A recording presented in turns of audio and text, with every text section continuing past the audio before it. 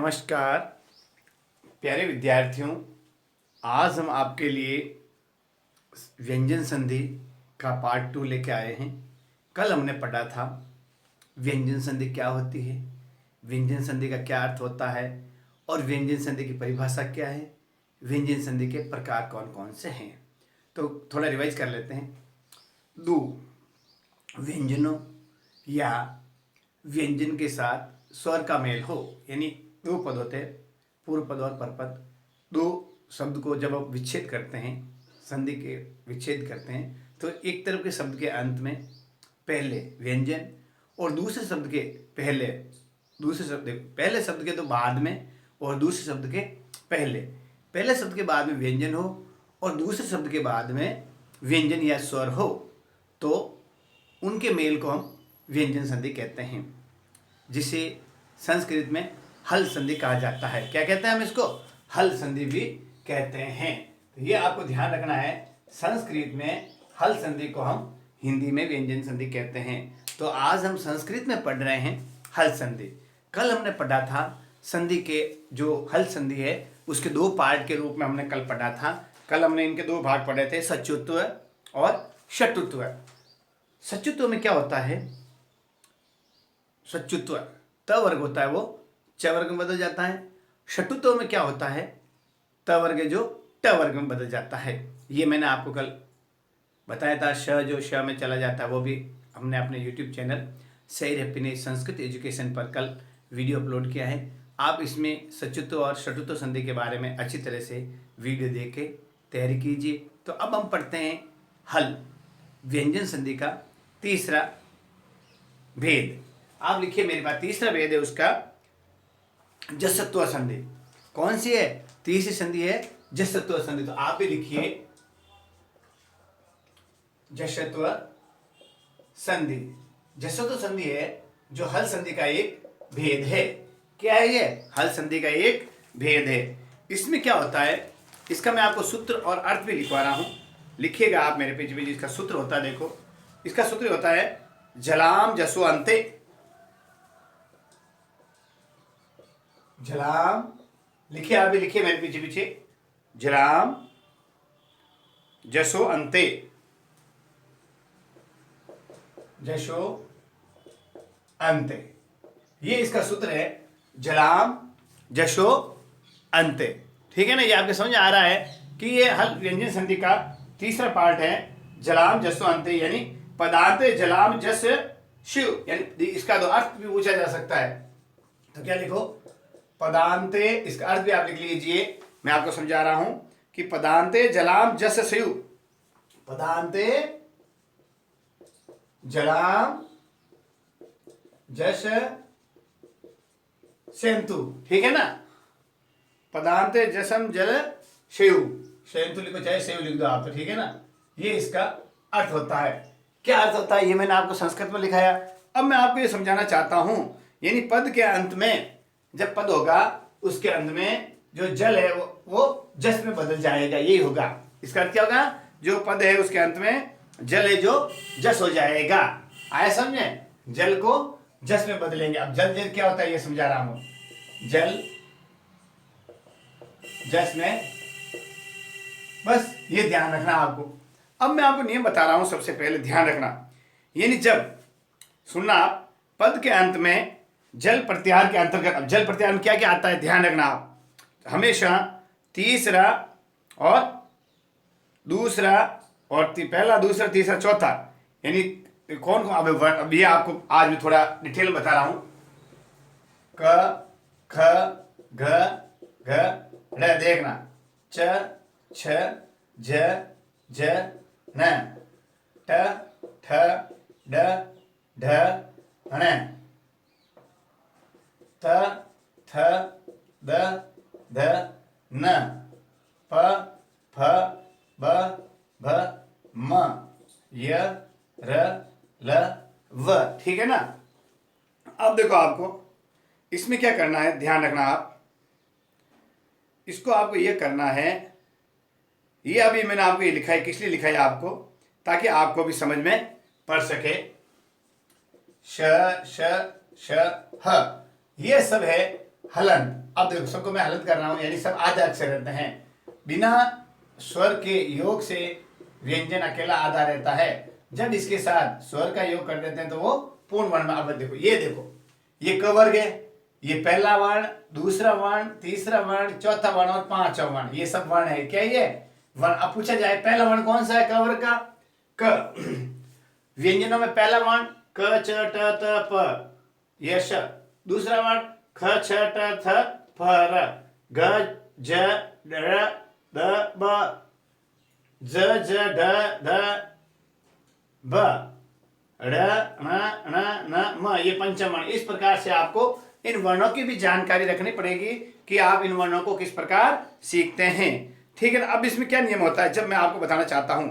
देखो इसके दो भाग होते हैं, सुबंत और तीढ़। जब पद के अंदर सुनना शब्द रूप या धातु रूप हो तो उसके अंत में होने वाले किसी भी वर्ण के प्रथम वर्ण में से ठीक उसके बाद में कोई गोश वर्ण, समझो आप देखो गोश वर्ण क्या होता है।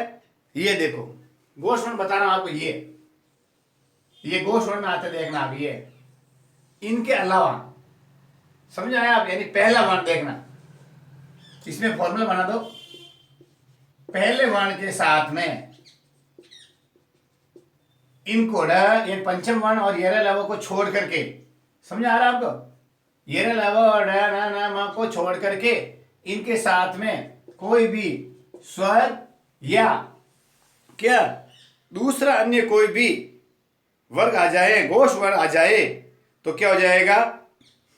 पहला वर्ण है जो अपने के तीसरे वर्ण में बदल जाता है। आया कुछ समझ में? यानी सीधी बात यह है। अब देखो आपको मैं समझा रहा हूं, ये लिख लिया आपने। जब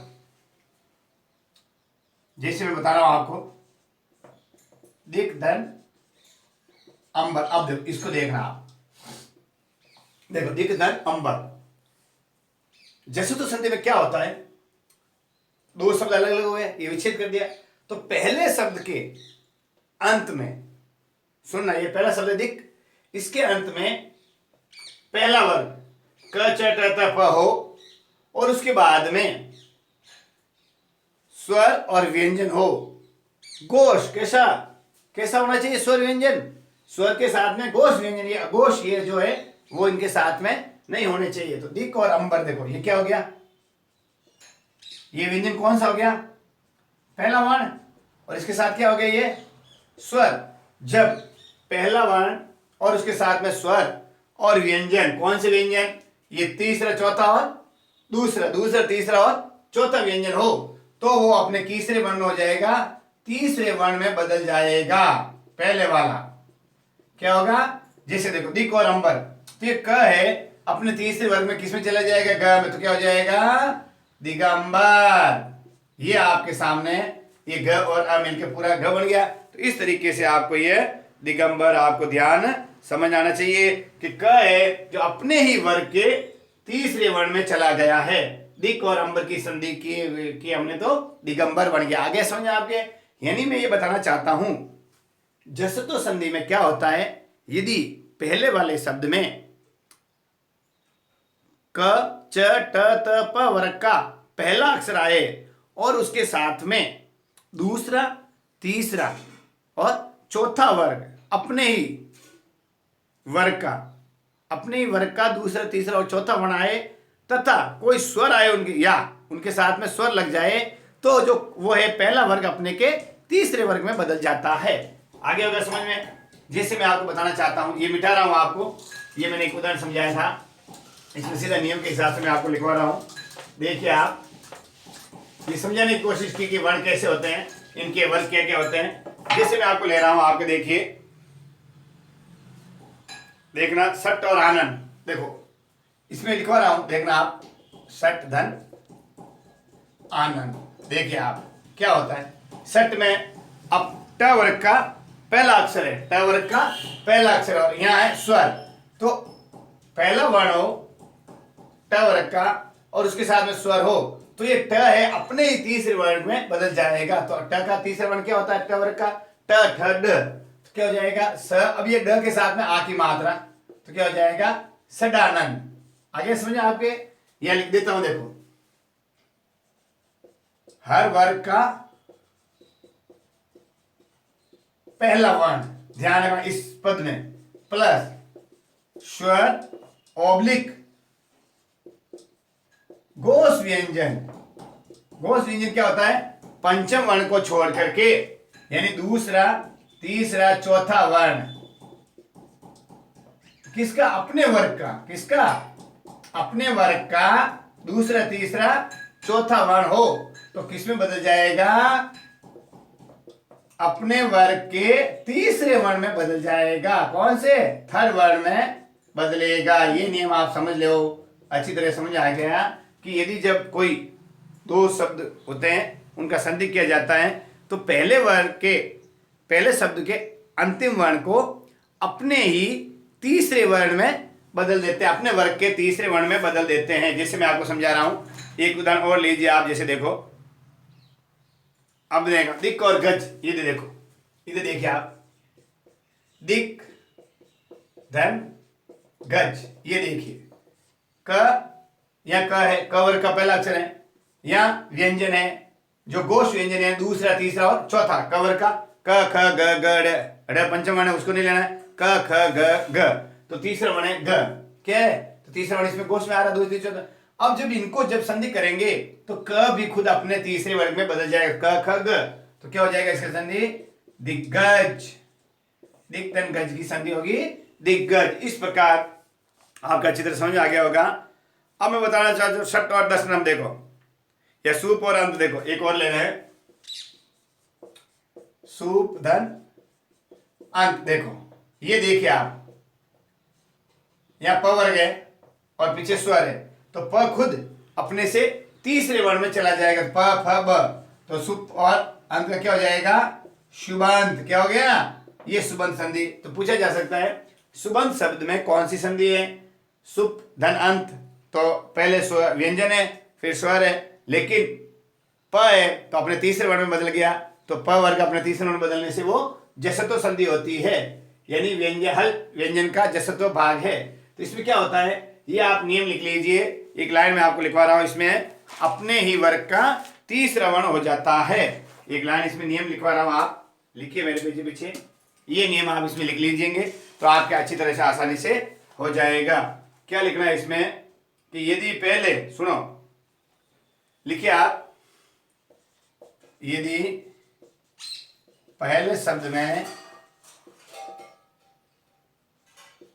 वर्ग का प्रथम वर्ण तथा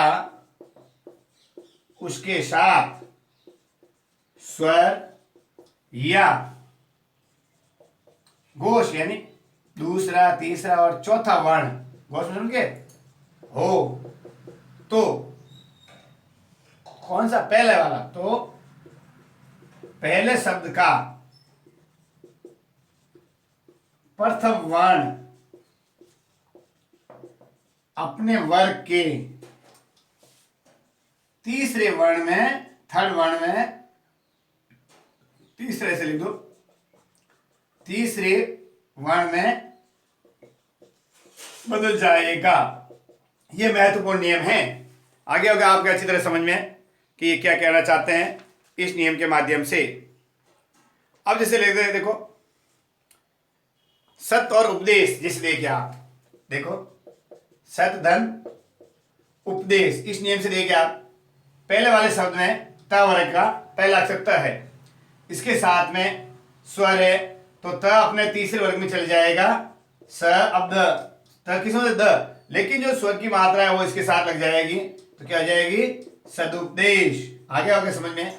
इस प्रकार हमने आपको जसत्व संधि के बारे में समझाया है कि ये क्या होता है। जो ये है, त है अपने ही तीसरे वर्ग में द में बदल गया है, त अपने ही तीसरे वर्ग द में बदल गया, लिख लो आप आराम से।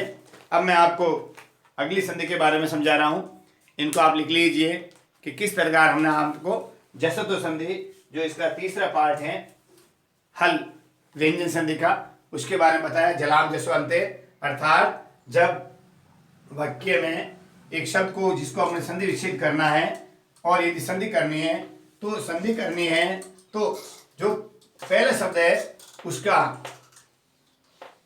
पीछे वाला लास्ट वाला अक्षर क्या होना चाहिए? क वर्ग, च वर्ग, ट वर्ग, त वर्ग, प वर्ग का पहला अक्षर हो, उसके साथ में दूसरे शब्द में क्या स्वर हो या घोष, यानी दूसरा तीसरा चौथा वर्ण हो किसी भी वर्ग का या उसी वर्ग का, तो जो पहला वाला है, सुनना, पहले वाला अपने तीसरे वर्ण में बदल जाएगा। अब आगे लिखिए चत्तारो संधि। क्या लिखा है अगली? आपके लिए ला रहा हूं आगे चत्तारो संधि। चत्तारो संधि क्या होती है, इसके बारे में आपको बताना चाहता हूं कि जब हम व्यंजन संधि का पाठ यानी हल संधि का पाठ पढ़ रहे हैं तो इसका सूत्र होता है खरी च, खरी प्रे जलाम चरस्यु, अर्थात खरी च अर्थ होता है खर परे हो तो जलों के स्थान पर चर हो जाता है। यानी खरी में क्या होता है, अपने वर्ग का पहला दूसरा वर्ण और दूसरे में पहला दूसरा तीसरा चौथा हो तो उसके स्थान पर क्या हो जाएगा, पहला वर्ण हो जाएगा, अपने स्थान पर पहला, यानी तीसरे का पहला। अब आप उसको लिखिए, मैं समझा रहा हूं सूत्र के हिसाब से। पहले चतुर संधि का सूत्र लिखिए खरी च, इसका सूत्र होता है, लिखिए आप खरी च, ये इसका सूत्र है खरी च। इसका अर्थ मैं आपको लिखवा रहा हूं, यानी खरी प्रे जलाम चरस्यु। लिखिए आप खरी प्रे जलाम, लिखिए आप ये मेरे पेज पीछे खरी प्रे जलाम चरस्यु, चरस्यु। इसका मतलब क्या होता है कि जब हम, सुनना आप, जब हम एक शब्द को जोड़ते हैं तो उसमें दो अलग अलग पद बन जाते हैं। तो पहले वाले पद के अंत में यदि तीसरा वर्ण हो, सुन लेना आप, तीसरा वर्ण हो और उसके साथ में आगे पहला या दूसरा वर्ण हो तो उसके बाद में हम क्या करेंगे, तो उस वर्ग को जो पहला दूसरा तीसरा होता है उसके स्थान पर पहला वर्ण बदल जाएगा। आगे होगा समझ में? यानी खरी वर्ग में, खरी में कौन कौन सा आता है समझना आप। खरी में देखो, ये खरी लिखा ना, इसमें आता है सभी वर्गों का, सुनना, सभी वर्गों के पहले और दूसरे वर्ण। खरी का मतलब ये ध्यान रखना आप, खर यानी क, ख, च, छ, ट, ठ, त, थ, प, फ, ऐसे इस प्रकार आपको ये ध्यान रखना है। इसके बाद में और स तो तीनों आएंगे, श, श, श, और उनके साथ में, सुनना, उनके साथ में प्रे जलाम, खरी प्रे जलाम, यानी सभी वर्गों के ध्यान रखना, सभी वर्गों के पहला दूसरा तीसरा और चौथा वर्ण हो, ध्यान रखना आप। तो क्या करेंगे, चरस्यु, अर्थात अपने पहले वर्ण में चले जाएंगे। चर का अर्थ होता है क, च, ट, त, यानी जो ये है पहला और दूसरा वर्ण इधर है और इसके साथ में खरी के इधर से और जलाम है, सभी वर्ग दूसरा हो तो अपने वर्ग का क्या हो जाएगा, चर, यानी प्रथम वर्ण हो जाएगा। सभी वर्गों के कौन सा वर्ण होगा, प्रथम वर्ण में बदल जाएगा, ये ध्यान रखना आपको। इस तरह संधि होती है। चतुर संधि में क्या होता है, यदि एक शब्द का हम संधि करेंगे या विच्छेद करेंगे तो उसके पहले वाले भाग में पहला या दूसरा वर्ण आएगा और उसके साथ में सामने दूसरे वाले शब्द में पहला दूसरा तीसरा चौथा वर्ण हो तो वो ये होगा और ये भी होगा, तो ये भी अपने पहले वाले वर्ण में बदल जाएगा। जैसे मैं आपको बताना चाहता हूं, ध्यान रखना आप। देखो, देखिए आप लिखिए,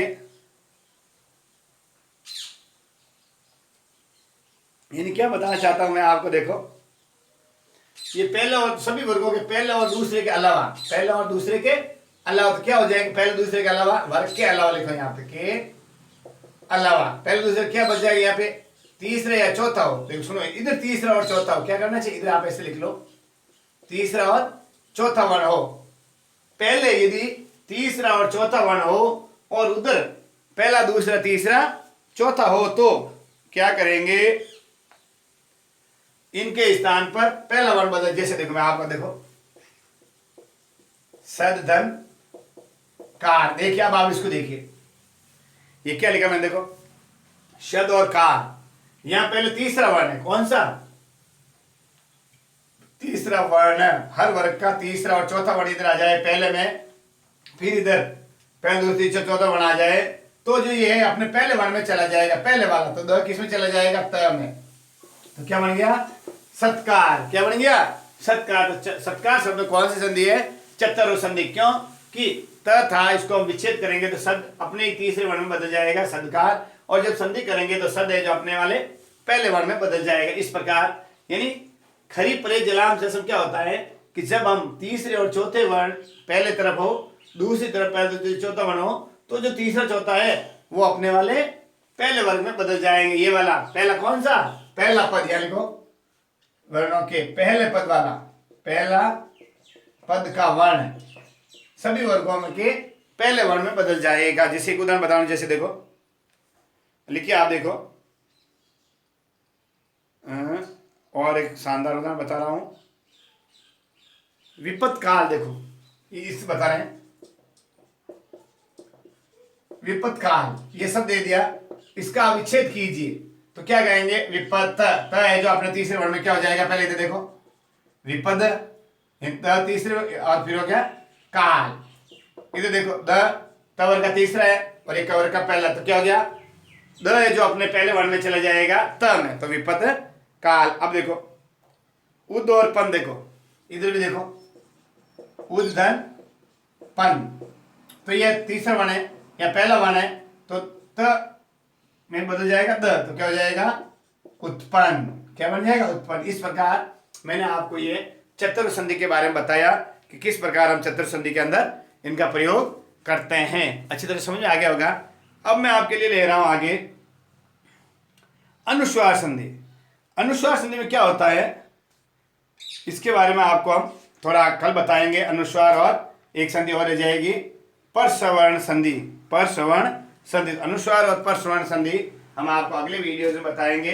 तो प्यारे विद्यार्थियों, आप घर पर रहिए, सुरक्षित रहिए और सरकार के द्वारा समय समय पर जारी की गई गाइडलाइन का पालन कीजिए, और जहाँ भी बाहर जाओ तो सोशल डिस्टेंसिंग का प्रयोग करें और मुंह पर मास्क जरूर लगाएं। घर पे आते ही सैनिटाइज का प्रयोग करें और जहाँ तक हो सके घर से कम बाहर निकले।